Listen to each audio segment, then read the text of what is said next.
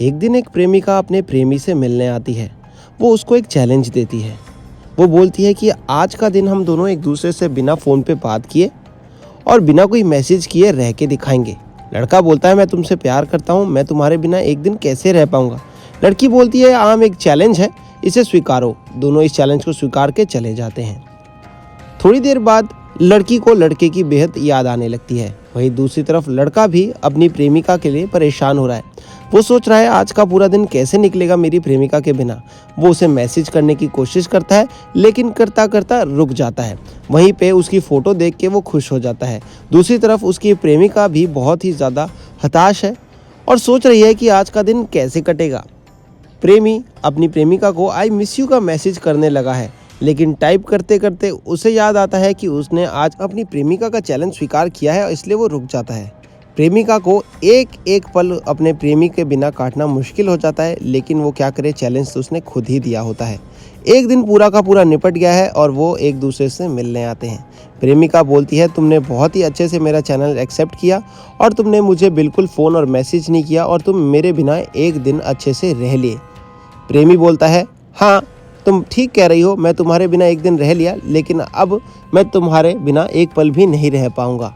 प्रेमिका बोलती है कि नहीं, ये सेम चैलेंज तुम्हें इस बार एक दिन और एक्सेप्ट करना होगा और मेरे बिना एक दिन और तुम्हें मेरे रहना होगा। और इस बार तुम ना कोई मैसेज करोगे, ना फ़ोन करोगे, ना मेरी फ़ोटो कर देखोगे, ना मेरे को याद करोगे।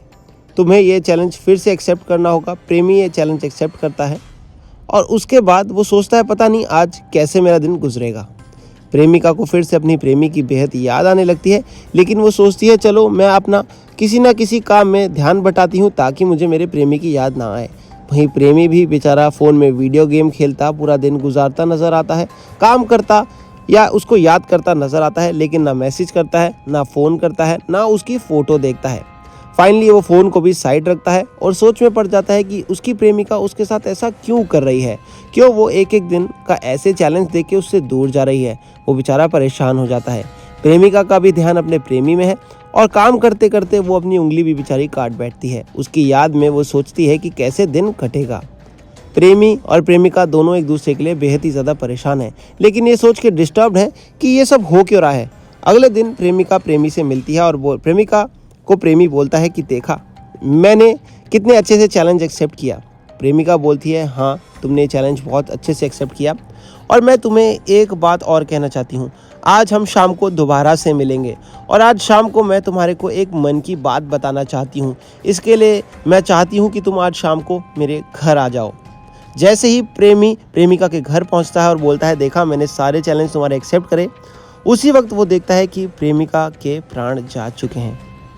वो फटाफट से परेशान होता है और डायरी उठाता है तो उसमें एक खत लिखा होता है कि मैं कैंसर से जूझ रही थी, मुझे सिर्फ 2.5 ही दिन मिले थे डॉक्टर से और मैं सिर्फ तुम्हारे को मेंटली ये दिखाना चाहती थी कि तुम मेरे बिना 2.5 दिन रह लिए तो आगे के भी पल मेरे बिना जी लोगे।